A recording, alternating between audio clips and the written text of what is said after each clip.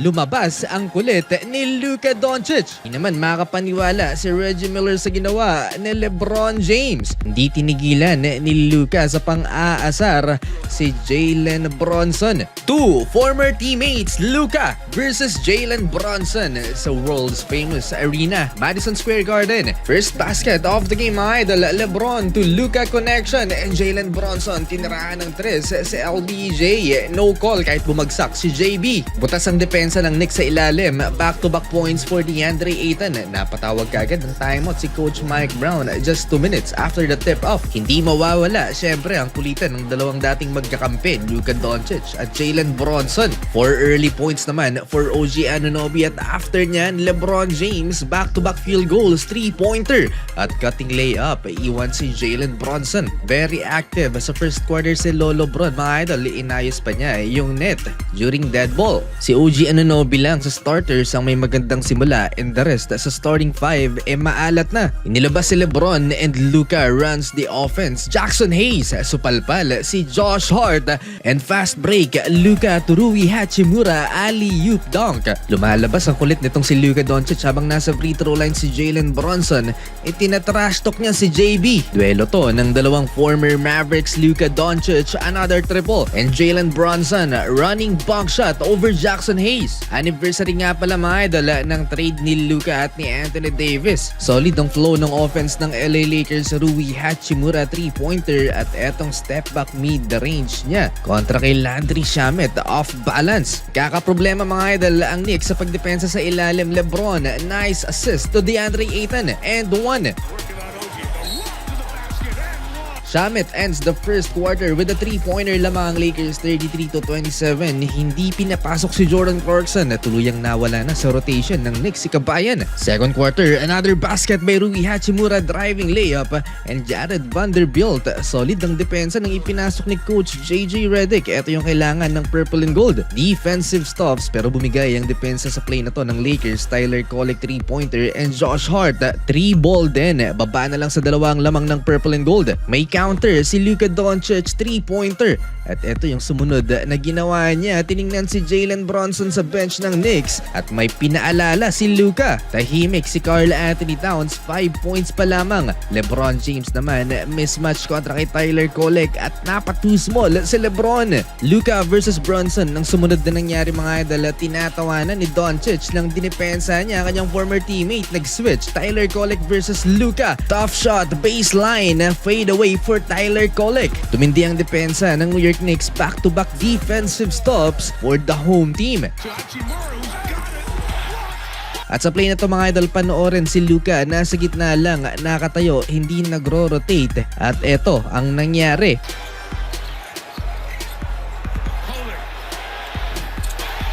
Lamang na ang New York 45-44. Napa-timeout si Coach JJ Redick at muling nag-mini run ng Los Angeles Lakers. Gave Vincent 3-pointer and Luka Doncic driving layup, at ibang saya ni Luka, mga idol, sa game na to.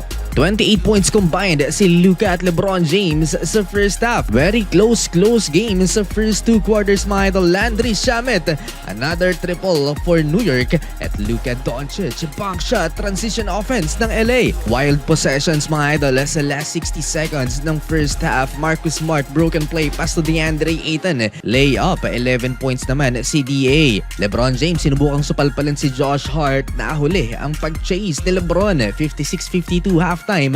Lamang ng 4 ang Lake Show. Start of the second half, Jalen Bronson sa harap ni Luka mid-range and Josh Hart and one.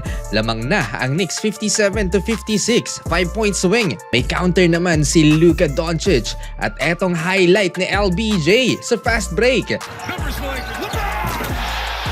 Hype lahat sa dunk ng 45 years old. Kahit itong si Reggie Miller hindi makapaniwala kay Lolo Bron, lumilipad pa rin. Balik sa Los Angeles Lakers ang lamang. Luka Doncic assist to Jake LaRivia 3-pointer, at dito na nagsimula ang pagiging sloppy naman sa defense ni DeAndre Ayton. Nakompromiso ang depensa sa interior ng LA. Collective effort for New York. Mikal Bridges another one, baseline dunk. Tulog na naman si DeAndre Ayton. Nabuhay sa offense naman si Karl Anthony Towns, back-to-back field goal for Cat.